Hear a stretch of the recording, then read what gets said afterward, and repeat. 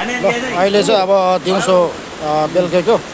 लगभग 4 बजी होइन हाम्रो 4 बजी चाहिँ आज जुट्यो खाना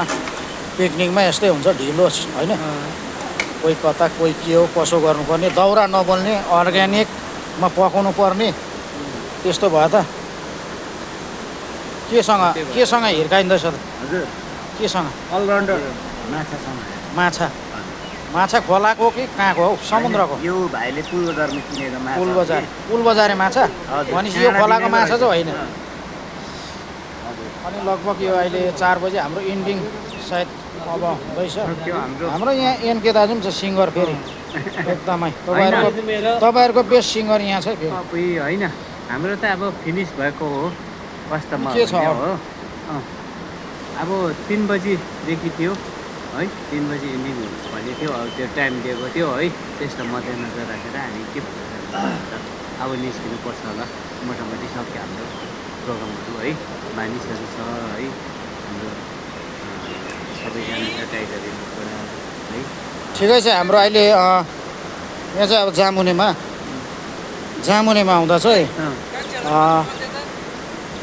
कति 100 कति पऱ्यो जामुने इन्ट्री गर्दा 160 रुपियाँ अनि टाइम हामीलाई 20 रुपियाँ रहेछ र गाडीको 20 रुपियाँ हामी 7 जना थियौँ 140 भयो र गाडीको 20 रुपियाँ 160 अहिले चाहिँ अब इन्ट्री लगाएको रहेछ यो जामुनेमा होइन तर हामीलाई फेरि लगभग कति तर आज यो मोटामोटी कति भयो भने भाइ 140 रुपियाँ है अरे कि 8 भयो 140 रुपियाँ काट्यो है 160 रुपियाँ काट्यो 160 हौ हामी पिकअपमा आयौँ होइन अनि हामी 7 भाइ थियौँ होइन तर काट्यो हामी सेटी छौँ किन सेटी छौँ खुसी छौँ भन्दा अब यहाँको साफसफाइ त हुनु पऱ्यो नि एकदम सही कुरा यहाँ एकदमै साफसफाइ होइन यहाँ काम गर्ने बिचरा मेरो चेलीहरू होइन दिदीबहिनीहरू heavy Maya I love you है उहाँहरूलाई एकदमै हृदयबाट होइन खुसी लाग्यो क्या योभन्दा अगाडि आउँदा चाहिँ यहाँ एकदमै घारी थियो नि त अहिले है घारी थियो क्या जङ्गल थियो योभन्दा अगाडि असार 15 मनाउँछ हामी आएको नि त हरेक वर्ष आउँछौँ योभन्दा अगाडि आएको होइन अन्त त्यति बेला आउँदाखेरि चाहिँ घारी थियो माया लाग्दो थियो होइन तर आज एटलिस्ट उहाँहरूले चाहिँ साफसफाइ गर्नुभएको छ अनि हामी छिर्दा चाहिँ 160 रुपियाँ भाइ